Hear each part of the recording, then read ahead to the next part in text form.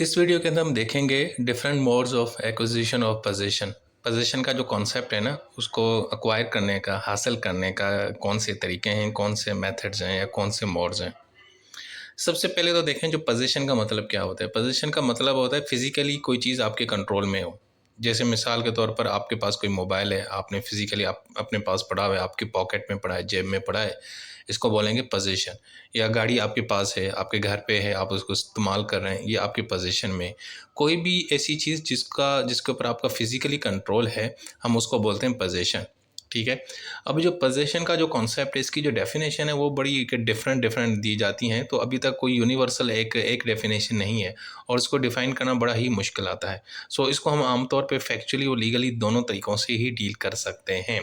ठीक है जी। सो इस हवाले से बहुत सारी चीज़ें हैं। एक एक और कॉन्सेप्ट पोजीशन के सामने नज़र आता है, ओनरशिप।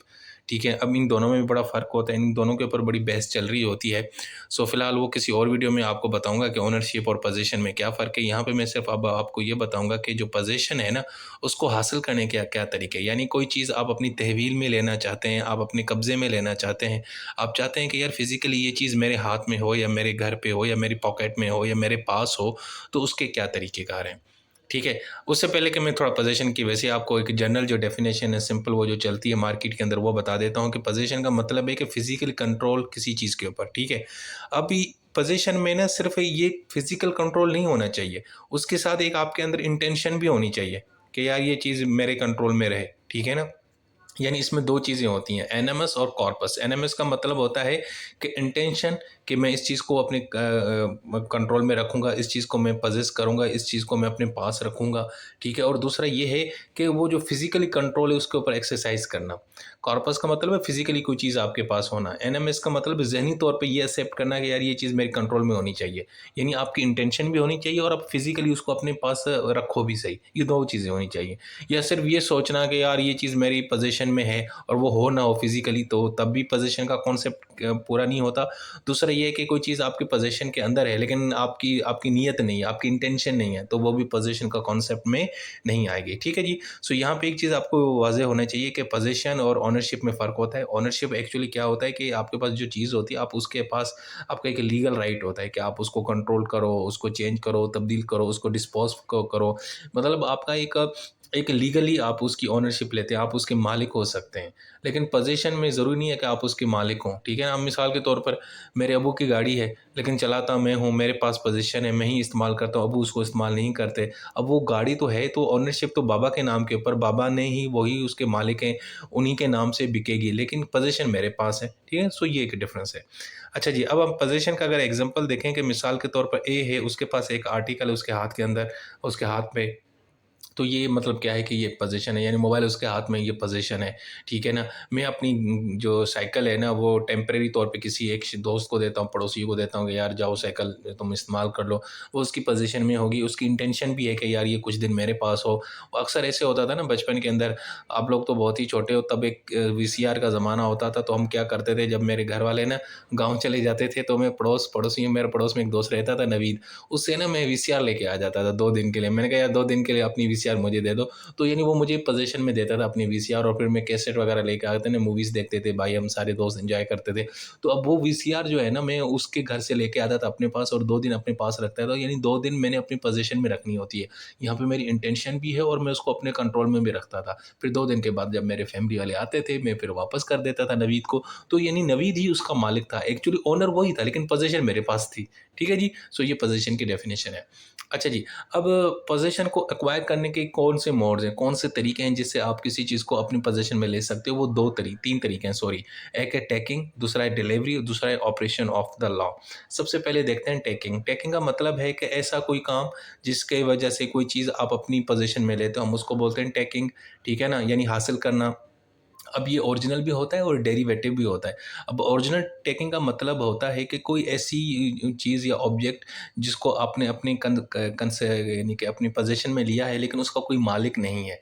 ठीक है ना? मिसाल के तौर पर आपको कोई एक जंगली जानवर मिल गया, और उसका कोई मालिक नहीं है, उसका उसका कोई ओनर नहीं है, या वो पहले किसी और के पोजीशन में नहीं था, आपने अपने पास रख लिया, अब ये ओरिजिनल टेकिंग होगी। या ये ऐसे ही है कि रास्ते पे कोई ऐसी चीज़ आपको मिल गई अनोखी, डिफरेंट किस्म की, जो जिसका मालिक पता नहीं है, पता नहीं कौन है, ये है वो है, ठीक है ना, तो ये भी आपकी हो सकती है कि आपकी ओरिजिनल टेकिंग हो, ठीक है। वैसे आमतौर पे जो जंगली जानवर होते हैं उनके तो कोई मालिक नहीं होते ना, वो तो घूमते रहते हैं, या कोई परिंदा है वो घूमता फिरता रहता है इधर उधर, उसका भी कोई मालिक नहीं होता, तो वो अगर आप उसको अपने कंट्रोल में ले लेते हो, अपनी पोजीशन में ले ले लोगे, तो हम ये बोलेंगे कि यार ये टेकिंग है, ये it is called original taking, ठीक है। सो पहला जो मोड है वो दोस्तों वो है टेकिंग, और उसकी एक काइंड है ओरिजिनल। अब मैं आपको बताता हूँ डेरिवेटिव टेकिंग। अच्छा, डेरिवेटिव टेकिंग में ये होता है कि आप जब किसी चीज़ को अपनी पोजीशन में लेते हो, किसी ऑब्जेक्ट या प्रॉपर्टी को, तो उसका जो ऑलरेडी जो पहले जो उसका जो ओनर होता है या पोजेसर होता है वो आपको पता होता है। आपको पता है कि यार ये पहले किसके पास चीज़ थी, ठीक है ना? अब मिसाल के तौर पर आप दुकान पे जाते हो, दुकान पे कोई चीज़ जब आप खरीदते हो, लेते हो, अपनी पोजीशन में लेते हो, तो आपको पता होता है ना कि यार ये इसका पहले मालिक कौन है, पहले ये किसके पास थी, ठीक है ना? जब आपको किसी चीज़ के ओनर या पोजेसर, यानी जो जो पहले किसी और के पोजीशन में थी, तो आपको जब वो पता हो तो हम उसको बोलते हैं डेरिवेटिव टेकिंग, ठीक है। इसमें फिर 2 मज़ीद चीज़ें आती हैं, एक राइटफुल, एक रॉन्गफुल। राइटफुल तरीका ये है कि आप उसके ओनर या पोजेसर से मर्ज़ी से, उसकी इंटेंशन से, उसकी इजाज़त से वो अपनी पोज़ीशन में ले रहे हो, ठीक है। और रॉन्गफुल डेरिवेटिव ये होता है कि जो ओनर या पोजेसर है उसकी इजाज़त के बगैर आप अपनी उसको तहवील में ले रहे हो, यानी जैसे चोरी करना, ठीक है ना? ये चोरी करना ये भी एक पोजीशन ही है, लेकिन इसमें ये रॉन्गफुल है, और रॉन्गफुल के अंदर मज़ीद ये डेरिवेटिव है, ये डेरिवेटिव टेकिंग है, लेकिन ये रॉन्गफुल है, ठीक है। और ये जो राइटफुल डेरिवेटिव टेकिंग है कि उसमें जो मालिक है, जो उसका ओनर है या पोजेसर है, आप उसकी कंसेंट से, उसकी इजाज़त से वो अपनी तहवील में लेते हो। जैसे जब दुकान पे जाते हैं, बाज़ औक़ात हम पैसे देते नहीं, पहले जो है ना वो चिप्स उठाते हैं और चिप्स खाना शुरू कर देते हैं, खा के फिर उसके पैसे देते हैं। तो वो अब उसको पता है, और उसकी इजाज़त से ही हम वो चीज़ वहाँ पे जो भी प्रोडक्ट होती है वो हम उठा के खा रहे होते हैं, इस्तेमाल कर रहे होते हैं, फिर बाद में पैसे भी दे देते हैं, ठीक है? वो है आपकी राइटफुल डेरिवेटिव टेकिंग। अच्छा जी, अब इन सब चीज़ों में क्या होता है कि आपको ओनर का पता है, ठीक है? ये डेरिवेटिव टेकिंग में ओनर, पोजेसर का पता होता है, और एक्चुअल में नहीं होता। जो ओरिजिनल होती है उसके अंदर नहीं पता होता। अच्छा जी, उसके बाद है जनाब डिलीवरी। अब डिलीवरी का मतलब है कि कोई चीज़ किसी और के हवाले कर देना, ठीक है? उससे भी आप आपके पास पोज़ीशन आती है। यानी मैं आपको कोई चीज़ दे दूँ और आप पिक कर लें, तो वो क्या होगा? ये सिंपल भी, ये भी एक पोज़ीशन का एक मोड है, एक तरीक़ेकार है। अब इसमें फिर मज़ीद 2 टाइप्स आती हैं, एक्चुअल और कंस्ट्रक्टिव। एक्चुअल डिलीवरी ये है कि एक्चुअल में कोई किसी चीज़ के हवाले करना, यानी मैं आपको अपनी गाड़ी आपके हवाले कर दूँ, साइकिल दे दूँ, आपको बाइक दे दूँ, उसकी चाबी दे दूँ, ठीक है? या जैसे मैं बचपन में नवीद से ना वीसीआर लेके आता था, तो वो वीसीआर मैंने उसके घर से पिक की, उसने मुझे दी। तो ये एक्चुअल डिलीवरी है, ये डिलीवर हुआ है, एक्चुअल में हुआ है। एक होती कंस्ट्रक्टिव, वो होती सिंबॉलिकल, एक्चुअल में डिलीवर नहीं होती, लेकिन नज़र ऐसे आता है, जैसे प्रॉपर्टी के डॉक्यूमेंट करना। अब प्रॉपर्टी, घर आपको उसने अभी दिया नहीं है, अभी आपको उसने चाबी घर की नहीं दी, लेकिन उसके कागज़ात दे दिए। ये ऐसा ही है कि मोबाइल आपने अभी ख़रीदा नहीं है, लेकिन मोबाइल के जो डॉक्यूमेंट्स हैं वो आपको मिल गए। ये सिंबॉलिकल, बाज़ औक़ात कुछ लोग ऐसे होते हैं ना कि वो अभी ना चीज़ें गाड़ी-शाड़ी दी नहीं होती, लेकिन उसका ना एक ना सिंबॉलिकली कोई चाबी-शाबी बना के लोगों को दिखाने के लिए कि ये देखो जी हमने इसको ये दे दिया, लेकिन वो डिलीवरी बाद में होती है, चाबी वो बाद में मिलती है ओरिजिनल। सो ये जो कंस्ट्रक्टिव डिलीवरी होती है ना, वो सिंबॉलिकल होती है। सिंबॉलिकली आप जो है ना वो किसी को चीज़ बेच रहे होते हैं, दे रहे होते हैं, लेकिन एक्चुअल में या प्रैक्टिकली वो चीज़ आपके पास नहीं पहुँचती, सिर्फ दिखाने के लिए डिलीवरी की जाती है, ठीक है? ये लेकिन लीगल तरीके से होती है, इसको बोलते हैं कंस्ट्रक्टिव। अच्छा जी, उसके बाद है ऑपरेशन ऑफ लॉ। ये तीसरा तरीका है जिससे ज़रिए कोई चीज़ आपकी पोज़ीशन में आती है, यानी ये एक वो तरीका है जिससे आप कोई भी जो है ना पोज़ीशन एक्वायर कर सकते हो। अब ये कैसे होती है यार? ये एक कानूनी तरीक़ेकार से होती है। मिसाल के तौर पर एग्ज़ाम्पल ये है कि एक शख़्स जब मर जाता है तो फिर उसकी प्रॉपर्टी उसके बच्चों में डिवाइड हो जाती है। अब वो उसकी प्रॉपर्टी, उसकी गाड़ी उसके पहले पोज़ीशन में थी, लेकिन जैसे वो मर गया तो कानूनी तरीके से वो ऑटोमेटिकली उसके बेटों की पोज़ीशन में आ गई।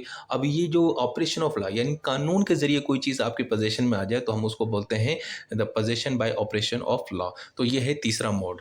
ठीक है दोस्तों, तो ये थी हमारी वीडियो। बहुत ही सिंपल और आसान कॉन्सेप्ट है पोज़ीशन का, और इसके अंदर modes of acquisition of position वो मैंने आपको बता दिए, समझा दिए। होपफुली वीडियो पसंद आई होगी। अपना ख्याल रखना, टेक केयर।